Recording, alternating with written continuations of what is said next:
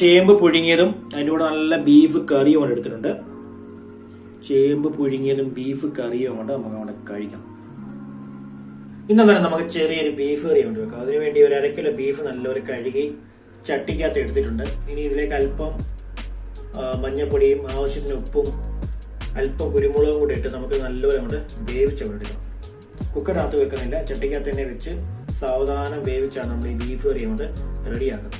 അന്നേരം ഇനി നമുക്ക് മഞ്ഞപ്പൊടിയും ഉപ്പും കുരുമുളക് പൊടിയൊക്കെ ഇങ്ങോട്ട് ഇട്ട് നമുക്കിത് അങ്ങോട്ട് വേവിച്ചെടുക്കണം. ആദ്യം നമുക്കൊരല്പം മഞ്ഞപ്പൊടി, ആവശ്യത്തിന് ഉപ്പ്, 1/2 സ്പൂണ് കുരുമുളക് പൊടി, ഒരല്പം വെളിച്ചെണ്ണ കൂടെ ഒഴിച്ചു കൊടുക്കാം. എന്നിട്ട് നല്ലപോലെ ഇളക്കി കൊണ്ട് കൊടുക്കാം. ഇളക്കി കൊണ്ട് കൊടുത്ത് വെള്ളമൊന്നും ഒഴിക്കുന്നില്ല, വെള്ളമൊന്നും ഒഴിക്കാതെ അടച്ചു വെച്ച് നമുക്കിത് അങ്ങോട്ട് വേവിക്കണം. ബീഫ് വെന്ത് വരുമ്പോൾ അതേ നല്ല വെള്ളമൊക്കെ അങ്ങോട്ട് ഇറങ്ങും. വെള്ളമൊക്കെ ഇറങ്ങിക്കഴിഞ്ഞ് ആവശ്യമുണ്ടെങ്കിൽ മാത്രം നമുക്ക് അങ്ങോട്ട് ഒഴിച്ചു കൊടുക്കാം. ഇനി നമുക്കിത് അങ്ങോട്ട് അടച്ചു കൊണ്ട് വെക്കാം. നല്ല സാവകാശം ഇരുന്ന് അങ്ങോട്ട് വേകട്ടെ. അന്നേരം നമ്മുടെ ബീഫൊക്കെ ഇടയ്ക്കൊന്ന് തുറന്ന് ഇളക്കി കൊടുക്കാം. 1-2 പ്രാവശ്യം ഞാൻ ഇളക്കി കൊടുത്തായിരുന്നു. ഏകദേശം ഒരു 10-15 മിനിറ്റ് ആയപ്പോഴത്തേന് ബീഫിലെ വെള്ളമെല്ലാം നല്ലപോലെ ഇറങ്ങി ബീഫ് അങ്ങോട്ട് വെന്തുകൊണ്ടിരിക്കുകയാണ്. 1/2 കിലോ ബീഫിന് 1/2 ലിറ്റർ വെള്ളത്തോളം തന്നെ ഇറങ്ങിയിട്ടുണ്ട്. ഇനി വീണ്ടും നമുക്ക് അങ്ങോട്ട് അടച്ചു വെക്കാം. സാവകാശം ഇരുന്ന് അങ്ങോട്ട് വേകട്ടെ. ഇനി നമ്മുടെ ബീഫും തുറന്നു നോക്കാം. നമ്മുടെ ബീഫൊക്കെ ഏകദേശം ഒരു 3/4 വെന്ത് വെള്ളമെല്ലാം ഏകദേശമൊക്കെ ഒന്ന് വറ്റി റെഡിയായി വന്നിട്ടുണ്ട്. ഇനി നമുക്കിതിലേക്ക് നമ്മുടെ ബാക്കി ചേരുവകളൊക്കെ കൊണ്ട് ചേർത്ത് കൊടുക്കാം.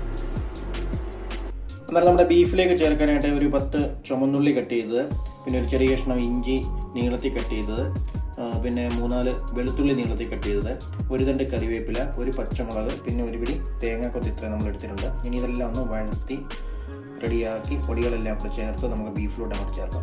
അന്നേരം ഉള്ളിയൊക്കെ വഴറ്റാൻ വേണ്ടി ചട്ടി അടുപ്പത്ത് വെച്ചിട്ടുണ്ട്. അത് ബീഫിൻ്റെ ചട്ടി തന്നെയാണ്, ബീഫ് എടുത്ത് മാറ്റിയിട്ട് നമ്മൾ എടുത്തൊരു ചട്ടിയാണ്. അതിലേക്ക് ഒരു അല്പം വെളിച്ചെണ്ണ അങ്ങോട്ട് ചേർത്ത് കൊടുക്കാം. ഇതിലേക്ക് നമുക്ക് അല്പം കടുക് അങ്ങോട്ട് ഇട്ട് പൊട്ടിക്കാം. അങ്ങനെ കടുകൊക്കെ തന്നെ പൊട്ടി വന്നിട്ടുണ്ട്. അതിലേക്ക് അരിഞ്ഞു വെച്ചേക്കുന്ന ഇഞ്ചി വെളുത്തുള്ളി അങ്ങോട്ട് ചേർത്ത് കൊടുക്കാം. ചേർത്ത് കൊടുത്ത് അതൊന്ന് ഇളക്കി ഒന്ന് നോക്കിച്ചെടുക്കാം. അതൊന്ന് മൂത്ത് വരുമ്പോൾ കട്ട് ചെയ്ത് വെച്ചേക്കുന്ന തേങ്ങാക്കൊത്ത് അങ്ങോട്ട് കൊടുക്കാം.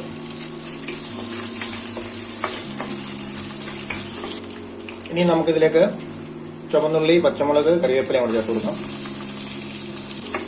ഇനി നല്ലപോലെ ഇളക്കി ഒന്ന് ഗോൾഡൻ ബ്രൗൺ കളർ ആവുന്നിടം വരെ അങ്ങോട്ട് വഴുത്തി റെഡിയാക്കി കൊടുക്കാം.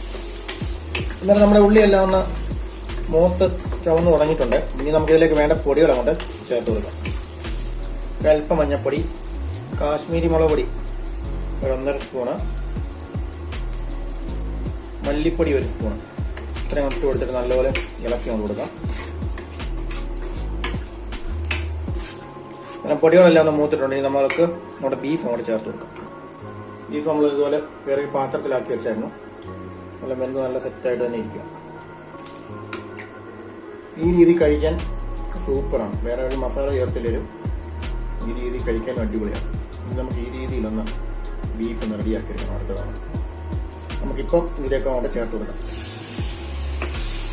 ചേർത്ത് കൊടുത്ത് നല്ലപോലെ ഇളക്കിയാണ് മിക്സ് ചെയ്യാം.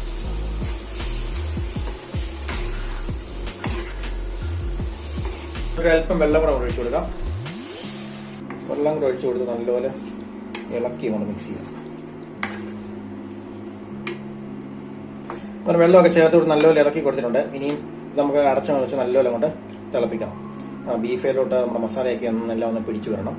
എന്നിട്ട് നമുക്ക് ബാക്കി ആവശ്യത്തിന് ഉപ്പ് വേണമെങ്കിൽ ഉപ്പും ഗരം മസാലയും ഒരല്പം കുരുമുളക് പൊടിയും കൂടെ കൊണ്ട് ചേർത്ത് കൊടുക്കുമ്പോഴത്തേനും നമ്മുടെ ബീഫ് കറി ഇവിടെ റെഡിയാവും.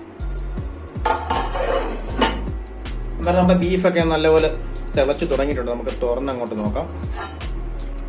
നല്ല സെറ്റായിട്ട് തിളച്ച് റെഡിയായിക്കൊണ്ടിരിക്കുകയാണ്. ഈ സമയത്ത് നമുക്ക് ഉപ്പ്, അതുപോലെ തന്നെ അല്പം ഗരം മസാല, കുരുമുളക് പൊടി ഒക്കെ അങ്ങോട്ട് ചേർത്ത് അങ്ങോട്ട് കൊടുക്കാം. ആദ്യം ഉപ്പൊന്ന് ചെക്ക് ചെയ്ത് നോക്കാം. ഉപ്പ് കുറവാണ്. ഉപ്പ് ഒരല്പം ഇട്ട് കൊടുക്കാം. ഒരല്പം ഉപ്പ് അങ്ങോട്ട് കൊടുക്കാം. എന്നിട്ടൊരല്പം ഗരം മസാല, ഇനി അല്പം കുരുമുളക് പൊടിയും കൂടി. കുരുമുളക് പൊടി ഇട്ടാണ് നമ്മൾ വേവിച്ചത്. ഇനി അതുകൊണ്ടാണ് ഇത്ര ഇട്ട് കൊടുക്കുന്നത്. പിന്നെ ഗരം മസാല, കുരുമുളക് പൊടി, ഉപ്പൊക്കെ ചേർത്ത് കൊടുത്ത് നല്ലപോലെ ഇളക്കി മിക്സ് ചെയ്തിട്ടുണ്ട്. ഇനി നമുക്ക് ഉപ്പൊന്ന് ചെക്ക് ചെയ്ത് നോക്കാം. ഉപ്പ് കറക്റ്റാണ്, മസാലകളെല്ലാം ഓക്കെയാണ്. ഇനി നമുക്കൊരു 5 മിനിറ്റ് അടച്ചു വെച്ച് കഴിയുമ്പോഴേ നമ്മുടെ ബീഫ് കറി ഇവിടെ റെഡിയാവും. ആ മസാലകളെല്ലാം ഒന്ന് കഷ്ണത്തിലെല്ലാം ഒന്ന് പിടിക്കട്ടെ. എന്നിട്ട് വേണം ഇത് നമ്മൾ കഴിക്കുന്നത് ചീമച്ചേമ്പിൻ്റെ കൂടെയാണ്. ചീമച്ചേമ്പ് പുഴുങ്ങിയതിൻ്റെ കൂടെയാണ് കഴിക്കുന്നത്. ചീമച്ചേമ്പ് പുഴുങ്ങിയതും ബീഫ് കറി. ഇനി നമുക്ക് അടച്ചങ്ങോട്ട് വെക്കാം. നമ്മുടെ ബീഫൊക്കെ നല്ല സെറ്റായിട്ട് വന്നിട്ടുണ്ട്. നല്ല കിടിലൻ ബീഫ് കറി റെഡിയായിട്ടുണ്ട്. നമ്മുടെ ചേമ്പിൻ്റെ കൂടെ കഴിക്കാൻ വേണ്ടിയുള്ള ബീഫ് കറി.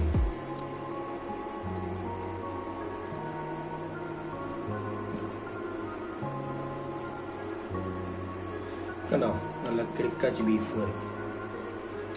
നമ്മുടെ ബീഫെല്ലാം വെന്ത് നല്ല സെറ്റായിട്ടുണ്ട്. ഇനി നമുക്കിവനെ അങ്ങോട്ട് മാറ്റി അങ്ങോട്ട് വെക്കാം. ഇനി നമ്മുടെ ചേമ്പ് അങ്ങോട്ട് റെഡിയാക്കി അങ്ങോട്ട് വെക്കണം. ചേമ്പ് നമ്മൾ കുക്കറിനകത്തിട്ടൊരു 3 വിസിലടിച്ചാണ് നമ്മൾ വേവിക്കുന്നത്. പെട്ടെന്ന് അങ്ങോട്ട് വേവിക്കും.